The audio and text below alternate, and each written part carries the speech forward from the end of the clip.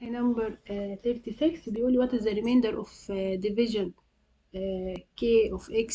كل الكلام الجميل ده هنعمله ديفايد على x بلس 2.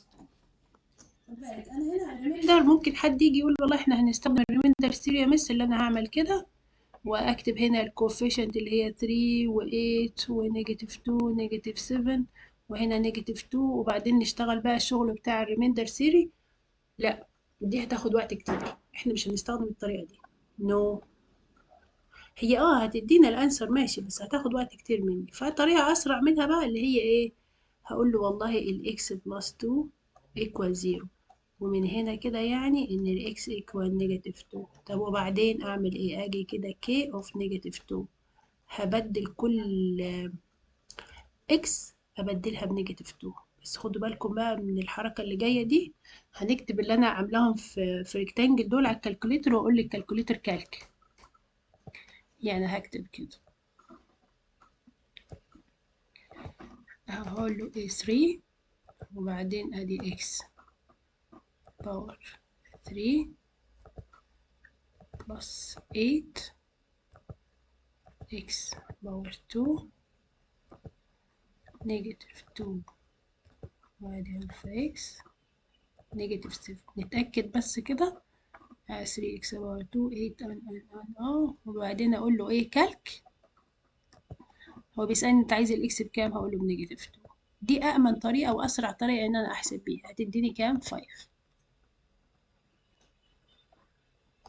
أنا عارفة إن انتوا أغلبكم هيجي يعمل كده، يقول لي ده 3 وبعدين نيجاتيف 2 باور 2 بلس 8 وهنا نيجاتيف 2 باور 2 مش عارف نيجاتيف 2 تايمز نيجاتيف 2 نيجاتيف 7. ماشي، انت بعد ما هتكتب كده هتعمل ايه؟ هتحلها بنفسك يعني ولا هتدخلها على الكالكوليتر؟ ما هترجع تكتبها على الكالكوليتر. يبقى انت في الاول ضيعت وقت ان انت تكتب اللاين ده، تمام، وبعدين هتضيع وقت كمان ان انت تكتب اللاين ده برضو على الكالكوليتر وتحسب، واحتمال كبير هنا في دي تنساها النيجاتيف وتضيع لي حاجة نيجاتيف كده في النص ولا بتاع. لا، بلاش نعمل كده. فانا بستخدم ايه؟ الكالك. يبقى هكتب الاكسبريشن. خدوا بالك لما باجي اكتب على بستخدم الكالك بكتب اكسبريشن. يعني ايه اكسبريشن؟ يعني بكتب ده بس كده، ما بكتبش ده، خلاص مسحته اهو. بكتب اللي هي 3 اكس باور 3، محدش يكتب لي كي اف اكس. هنكتب اكسبريشن. اكسبريشن يعني مش هكتب فيه علامة الايكوال دي خالص، اكسبريشن بس، يعني الاكسات دي كلها جنب بعض بس. وبعدين اقول له كالك وهيسالني انت عايز الاكس بكام، هقول له حط لي الاكس بنيجاتيف 2. دي اسرع طريقه ولازم نتدرب عليها كده، لان السؤال ده اتكرر كتير، فلازم نحل بالطريقه دي عشان نوفر وقت.